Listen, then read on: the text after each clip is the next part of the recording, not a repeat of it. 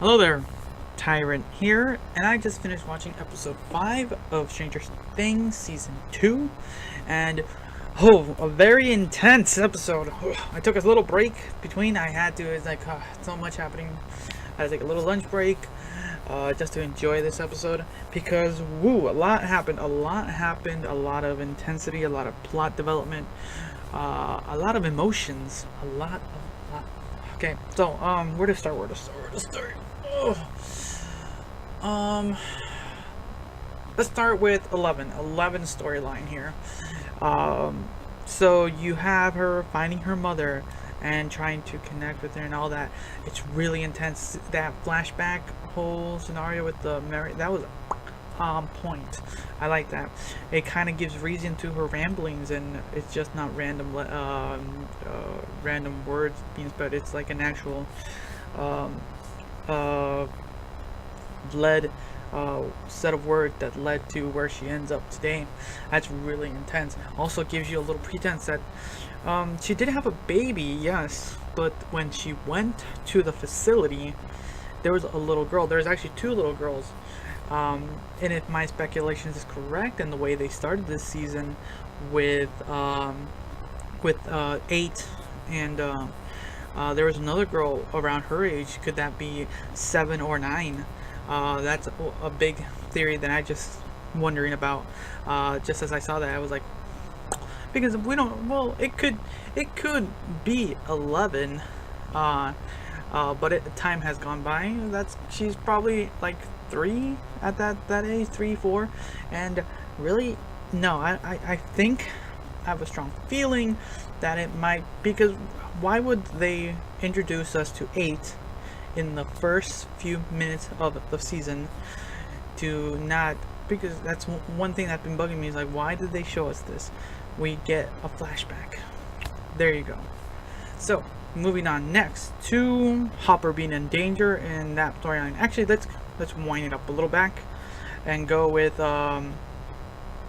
what's happening with Lucas and Max, and him revealing the whole story and Max not believing him.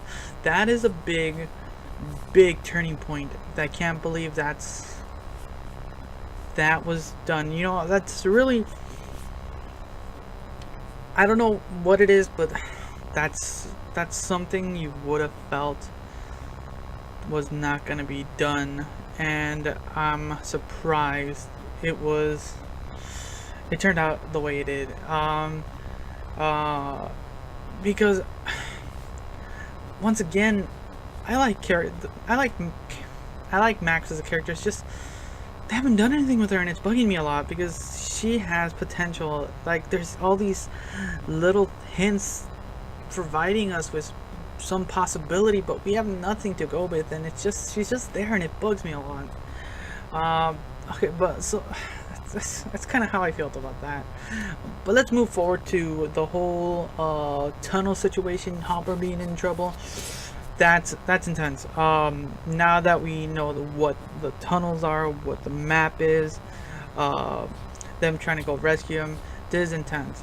Now we also found out that towards the end, the connection that Will has with quote unquote the tunnels and the beast, and that intensity. Woo! I did not find that. That was so surprising. What's gonna happen now? I'm about to watch the next episode, and I'm really ecstatic. One thing before I know, I want to finish up because that last point was good. But now, one last thing I want to make is, remembered in my thought bubble, is when Nancy and Jonathan went to go talk with the PI about trying to blame the research facility for the death, and having actually some form of liability. They did all this. They done something in a sense, and it's had so much repercussions, and it's spreading hard. So I like how the PI put it. You know, you can say all this. It's hard back then to prove people were guilty, but just having one little piece of evidence in such a high high business like could easily hide this, and I like how he did it. He did it perfectly, and then he found a workaround. Props to that guy. So I'm gonna leave it at that. So I'm gonna watch the next episode right now. So catch the next episode after this one, because well, I'll find out what you guys think. Alright, so thanks for watching. Until next time.